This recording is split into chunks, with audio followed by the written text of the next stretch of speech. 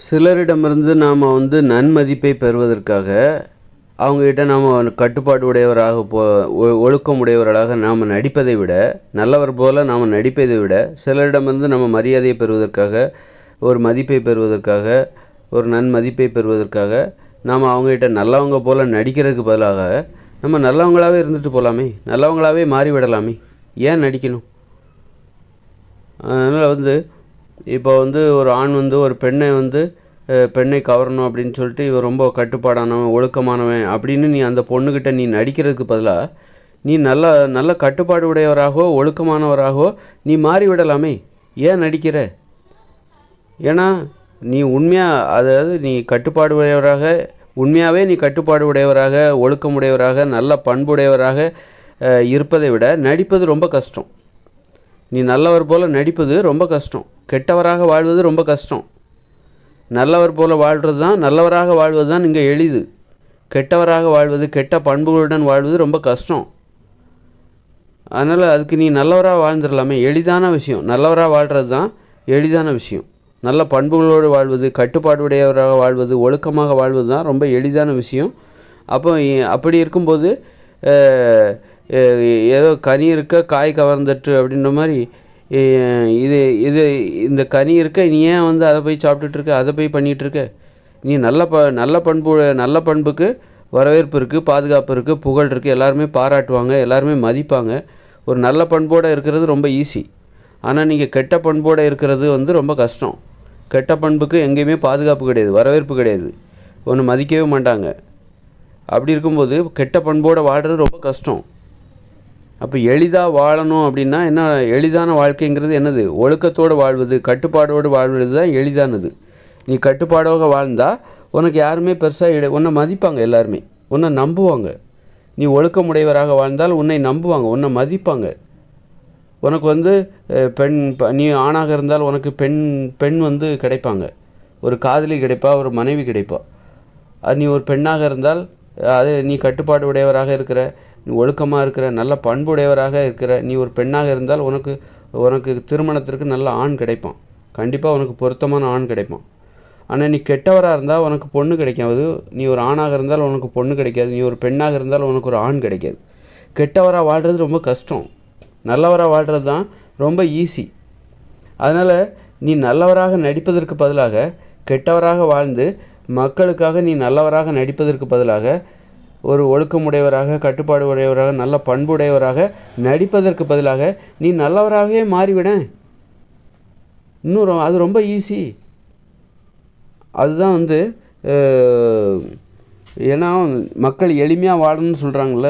எளிமையான வாழ்க்கைங்கிறது நல்ல பண்புடன் கூடிய ஒரு வாழ்க்கை, ஒழுக்கமான ஒரு வாழ்க்கை, கட்டுப்பாடான வாழ்க்கை. எளிமையாக வாழ்கிறவங்கள பாருங்கள். எளிமையான வாழ்க்கை மீது நம்பிக்கை உடையவங்கள பாருங்கள். ஒழுக்கமாக இருப்பாங்க, கட்டுப்பாடாக இருப்பாங்க, ஆரோக்கியமாக இருப்பாங்க. நோயோடு வாழ்கிறது ரொம்ப கஷ்டம். ஆரோக்கியமாக வாழ்கிறது தான் ஈஸி. அப்படி இருக்கும்போது ஏன் உன் உடம்பை நோய் வருகிற உணவுகளை நீ ஏன் சாப்பிட்ற? நீ ஏன்பா சாப்பிட்ற? நோயோடு வாழ்கிறது ரொம்ப கஷ்டம், ஆரோக்கியமாக வாழ்கிறது ரொம்ப ஈஸி.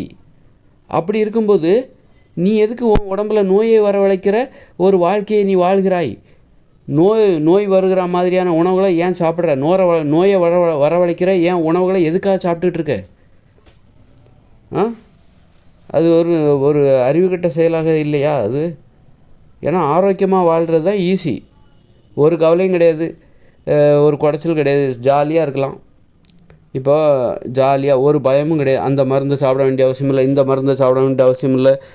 மூக்கு அடைக்குமோ, நைட்டு நிம்மதியாக தூங்குவோமோ, தலை கிறுகிறுன்னு சுற்றுமோ, சுகர் வந்துச்சுன்னா தலை கிறுகிறுன்னு சுற்றும், ஆஸ்மா வீசிங் வந்துச்சுன்னா மூக்கு அடைக்கும், நிம்மதியாக தூங்க முடியாது, உடல் பருமன் ஆகிடுச்சுன்னா எந்திக்க முடியாது, உட்கார முடியாது, நடக்க முடியாது, முட்டியெல்லாம் வலிக்கும்.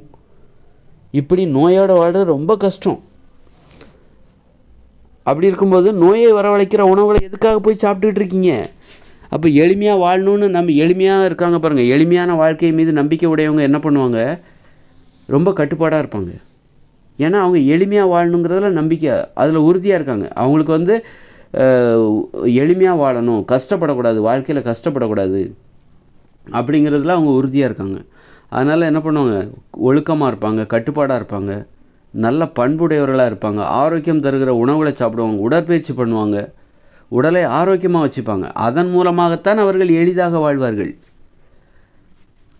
எளிதான வாழ்க்கைன்னா இவங்க என்ன நினச்சிக்கிட்டு இருக்காங்கன்னா, வீடு சின்னதாக இருக்கணும், ரொம்ப கோட்டு சூட்லாம் போடக்கூடாது, அதுதான் குறைவான சம்பளம் வாங்க, இதுதான் எளிமையான வாழ்க்கைன்னு நினச்சிட்ருக்கேன். எளிமையான வாழ்க்கைன்னா நமது உடல் சார்ந்தது, ஆரோக்கியம் சார்ந்தது. எளிமையான வாழ்க்கை என்பது ஆரோக்கியம் சம்மந்தப்பட்டது. நோயோடு வாழ்ந்தால் அது கடினமான வாழ்க்கை. அது மாதிரி பெரிய வீடு, பங்களா, அப்புறம் அவர் வேலை செஞ்சாரா, இவர் வேலை செஞ்சாரா, அவர் வேலை ஒழுங்காக செய்கிறாரா, வீட்டில் உள்ளவங்களாம் ஒழுங்காக வேலை செய்கிறாங்களா இல்லையா, எதுக்கு இதெல்லாம்? இதுக்கு பதிலாக உன் வேலையை நீயே செஞ்சுக்கிட்டால் உனக்கு இந்த டென்ஷன்லாம் தேவையில்லை. அவங்க வேலை செஞ்சாங்களா இல்லையா, காரை கழுவுனாங்களா இல்லையா, செடிக்கு தண்ணி ஊற்றுனாங்களா இல்லையா, வீட்டு வேலைக்காரங்களாம் ஒழுங்காக வேலை செய்கிறாங்களா இல்லையா, திருடுறாங்களா இல்லையா, சிசிடிவி கேமரா வை, அதை போய் செக் பண்ணிக்கிட்டு டென்ஷன் பட்டுக்கிட்டு பயந்துக்கிட்டே இருக்கணும். சோத்தில் விஷம் வச்சுருவாங்களோ சமைக்கிறவங்க, எதிரிகள் இருப்பாங்க, அவங்க அந்த மாதிரி வீட்டு வேலைக்காரங்களுக்கு காசை கொடுத்து சோத்தில் விஷம் வச்சாலும் வச்சுருவாங்க. எதுக்கு இவ்வளோ பயம்? அதனால் உன் வாழ்க்கையை எளிமையாக வாழலாமே, எதுக்கு இவ்வளோ கஷ்டப்பட்டு வாழ்கிற? வீட்டுக்கு வந்தால் உன் வேலையை நீயே செய்ய, உன்னுடைய உணவுகளை நீயே சமைச்சிக்கோ. எதுக்கு உனக்கு அந்த சந்தேகம், தேவைப்பட்ட சந்தேகம், தேவையில்லாத பயம்? அந்த மாதிரி எளிமையான வாழ்க்கை என்பது அது மாதிரி நீங்கள் நல்ல பண்போடு இருந்தேன்னா எல்லோரும் உன்னை நம்புவாங்க. கெட்ட பண்போடு இருந்தேன்னாக்கா உன்னை யாருமே நம்ப மாட்டாங்க. உனக்கு ஆபத்துகள் நிறைய இருக்குது. பிறருக்கு இடையூறு செய்யக்கூடாது. பிறருக்கு இடையூறு செஞ்சால் பிறரிடமிருந்து நமக்கு ஆபத்து எப்போவும் நமக்கு காத்துக்கிட்டே இருக்கும். அப்போ நம்ம ஒரு நிம்மதியாக வாழ முடியாது. அப்போ எளிமையான வாழ்க்கை என்பது பிறருக்கு இடையூறு செய்யாத வாழ்க்கை. பிறருக்கு இடையூறு செய்யலைன்னா பிறரும் நமக்கு எந்த இடையூறும் செய்ய மாட்டாங்க. நம்ம சுதந்திரமாக இருக்கலாம், ஜாலியாக இருக்கலாம். இப்போ பெரிய புகழுக்கு ஆசைப்படுறது, பெரிய புகழுக்கு ஆசைப்பட்டு பார்த்தா அவங்க வெளியில் சுதந்திரமாக சுற்றவே முடியாது. ஒரு பெரிய நடிகராக இருக்கட்டும், பெரிய அரசியல்வாதியாக இருக்கட்டும், சாதாரண மனுஷங்க மாதிரி சுற்ற முடியுமா? சுற்ற முடியாது. உடனே கொஞ்சம் வெளியில் பார்த்தாலே ஆபத்து வேறு. அவங்களுக்கு வேண்டியவங்க சுற்றி சூழ்ந்துருவாங்க. அப்புறம் ஆபத்து வேறு, யார் எங்கேருந்து என்ன பண்ணுவாங்கன்னு சொல்ல முடியாது. அதனால் இவங்க சுதந்திரமாக தெருவில் சுற்றணும்னு ஆசைப்படுவாங்க. அதனால் என்ன பண்ணுவாங்க, இவங்கள பற்றி தெரியாத ஒரு வெளிநாட்டுக்கு போய் அங்கே உள்ள தெருவில் நடந்து போவாங்க. அங்கே உள்ள மக்கள் இவங்கள கண்டுக்கவே மாட்டாங்க. அந்த மாதிரி இவங்களுக்கு ஒரு ஆசையை தீர்த்துக்கணுங்கிறதுக்காக வெளிநாட்டில் யாரோ தெரியாத ஒரு நாட்டுக்கு போய் தெரு வீதியில் நடந்து போய் ஏதாவது கடையில் ஏதாவது வாங்கி சாப்பிட்டுட்டு அப்புறம் வருவாங்க. ஒரு 4-5 நாள் வெளிநாட்டில் போயிட்டு சுதந்திரமாக சுற்றி இவங்க சுதந்திரமாக வாழணுன்னா வெளிநாட்டுக்கு போகணும். அந்த மாதிரி எளிமையான புகழுக்கு ஆசைப்படணும். அதுதான் எளிமையான வாழ்க்கைங்கிறது. எளிமையான வாழ்க்கைங்கிறது எளிமையான புகழுக்கு ஆசைப்படணும். ஒரு குறைவான பணத்துக்கு ஆசைப்படணும். நிறைய பணத்துக்கு ஆசைப்பட்டுக்கிட்டு நிறைய புகழுக்கு ஆசைப்பட்டு கடைசியில் பெரிய புகழ் பெற்றவங்கலாம் பாருங்கள், அவங்களாம் வீட்டுக்கு வெளியில் தலை காட்ட முடியாது. உடனே 10-100 பேர் கூடிடுவானுங்க. அந்த மாதிரி எதுக்கு? அப்போ வாழ்க்கை அப்போ அது எளிதான வாழ்க்கையே கிடையாது. அதாவது எல்லா கோணங்கள்லேயும் நீ எளிதாக வாழணும். நல்ல பண்பு என்பது உனக்கு பாதுகாப்பு. நல்ல பண்போடு நீ சுதந்திரமாக அலையலாம். ஆனால் கெட்ட பண்போடு நீ இந்த சுதந்திரமாக அலையவே முடியாது, வாழவே முடியாது. அப்போ எளிதான வாழ்க்கை, ஆரோக்கியமாக நோயோடு இருந்தால் வாழ்க்கை கஷ்டமாயிரும், வாழ்க்கை கடினமாயிரும். ஆரோக்கியமாக இருந்தால் தான் நீ எளிதாக வாழ முடியும். நோயோடு இருந்தால் நீ சிரமப்பட்டு தான் வாழ்வ. ஒவ்வொரு நாளும் போராடி தான் வாழணும். அதனால் எளிதான வாழ்க்கைன்னா என்னன்னு முதல்ல நல்லா தெரிஞ்சுக்கணும். எளிதான வாழ்க்கைன்னா என்ன? நோய்களை தருகிற உணவுகளை சாப்பிடக்கூடாது. நோய்கள் வந்துச்சுன்னா அந்த நோய்களோடு போராடுறது எவ்வளோ கஷ்டம். அப்படி இருக்கும்போது நோய்களை தருகிற உணவுகளை எதுக்காக சாப்பிட்டு உன் வாழ்க்கையை மேலும் மேலும் கஷ்டத்தை நோக்கி போகிற? நீ இன்னும் உனக்கு ஒரு நோய் வரல அப்படின்னா ஏன் நோய்களை தருகிற உணவுகளை சாப்பிட்ற? ஏன் நோய் கஷ்டப்பட்டு வாழ போறியா? கஷ்டப்பட்டு வாழணுன்னு உனக்கு ஆசையா?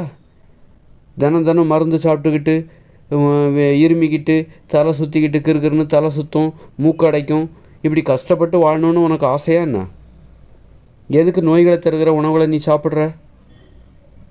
என்ன உனக்கு பைத்தியமா? உனக்கு லூஸா? நீ கிறுக்கு தான். மனுஷங்களுக்கு பைத்தியம்தான் பிடிச்சி போச்சு. எந்த அளவுக்கு முட்டாள்களாக மனுஷங்க மாறிட்டாங்க. இதை விட சிறந்த உதாரணம் வேறு ஒன்றுமே கிடையாது. இந்தந்த உணவுகளை சாப்பிட்டா நோய் வரும்னு தெரியுது. நோய் வந்தால் ஒருத்தருடைய வாழ்க்கை கஷ்டமாகி போயிடும், எளிதாக வாழவே முடியாது, சிரமப்படணும். தினசரி வாழ்வதற்கே அவங்க ரொம்ப சிரமப்படணும். அப்படின்னா அந்த மாதிரி உணவுகளை எதுக்காக அப்புறம் சாப்பிட்ற? நோய்களை தருகிற உணவுகளை எதுக்கு சாப்பிட்ற? முன்கூட்டியே நீ அந்த மாதிரி உணவுகளை சாப்பிட வேண்டாமே. முன்கூட்டியே நோய்களை எந்த உணவு தராதோ அந்த உணவுகளை சாப்பிடலாமே. எந்த உணவை சாப்பிட்டா உங்களுக்கு நோயே வராதோ அந்த உணவுகளை தேடலாமே. நீ ஏன் இன்னும் தேடாமல் அப்படியே இருக்கிற? இப்போ நான் வந்து சொல்கிறேன் மனித உணவுகள் அப்படின்னு சொல்கிறேன். அந்த மனித உணவுகளை சாப்பிட்டா உனக்கு நோயே வராது. உடம்புல நோய் இருந்தாலும் குணமாகிடும். அப்படிப்பட்ட உணவுகளை ஏன் இன்னும் சாப்பிடாமல் இருக்கிறீங்க? எனக்கெல்லாம் நோயே கிடையாது, என் உடம்புல நோயே கிடையாது. ஆனால் நான் வந்து நோய்கள் வருவதற்கு முன்பே தடுக்கிற அந்த உணவுகளை தான் சாப்பிட்றேன். நான் சாப்பிட்ற உணவு மூலமாகவும் எனக்கு நோய் வராது. எனக்கு இப்போ நோயும் கிடையாது. நான் இப்போ சாப்பிட்டுக்கிட்டு இருக்க உணவுனாலையும் எனக்கு பிற்காலத்தில் நோயும் வராது. அப்படிப்பட்ட உணவு தான் நான் சாப்பிட்டுட்ருக்கேன். அந்தளவுக்கு நோய் இல்லாத எனக்கே நோய் வரக்கூடாது என்பதில் எவ்வளோ ஆர்வம் இருக்குது பாருங்கள். நோயே எனக்கு இல்லை அப்படி இருக்கும்போது அப்படி இருக்கும்போது நோயே வரக்கூடாது என்பதில் எனக்கு அவ்வளோ ஆர்வம். நோய் இல்லாத இந்த நிலை என்பது ரொம்ப அபூர்வமான ஒரு அரிய புதையல் மாதிரி. அதை பாதுகாத்துக்கணும். நோய் வந்து சிரமப்படுறதுக்கு பதிலாக நோய் வராமல் இருப்பதற்காக நாம் சிரமப்பட வேண்டும். நோய் வந்தால் நீங்கள் சிரமப்படுவீங்க, அப்படி தானே? அந்த சிரமத்தை நோய்கள் வருவதற்கு முன்பே நீங்கள் சிரமப்பட்டு நோய்கள் வராமல் பார்த்து கொள்ள வேண்டும். நோய்கள் வராமல் பார்த்து கொள்வதற்காக நீங்கள் சிரமப்படுங்கள். நோய்கள் வராமல் இருப்பதற்காக நாம் சிரமப்படலாம். உடற்பயிற்சி செய்யணும், உணவில் கட்டுப்பாடு, எல்லாமே ஒரு மனுஷங்கிட்ட உண்மையாக இருக்கணும், நல்ல பண்புகளோடு கட்டுப்பாடோடு ஒழுக்கமாக இருக்கணும். இதெல்லாம் இருந்தால் நோய் வராமல் பார்த்துக்கலாம். அப்போ நோய் வராமல் இருக்கணும்னா நாம் சிரமப்படணும். இது ஆக்கப்பூர்வமான சிரமம். நோய் வந்த பிறகு சிரமப்படுவாங்க. நோய் வந்த பிறகு நீ சிரமப்பட்டு தான் ஆகணும். மருந்து சாப்பிடணும், அது செய்யணும், அப்புறம் நோய் வந்த பிறகு உடற்பயிற்சி செய்யணும். அதை முன்னாடியே செஞ்சுட்டு போகலாமே. நோய் வந்தவங்களுக்கு என்ன தீர்வு? ஒழுங்காக உணவில் கட்டுப்பாடு, உடற்பயிற்சி செய்யணும், அதை பண்ணணும், இதை பண்ணணும். அதை நீ நோய் வருவதற்கு முன்னாடியே செஞ்சுட்டு போயிடு. நோய் வந்ததுக்கு அப்புறம் தான் நீ செய்வியா?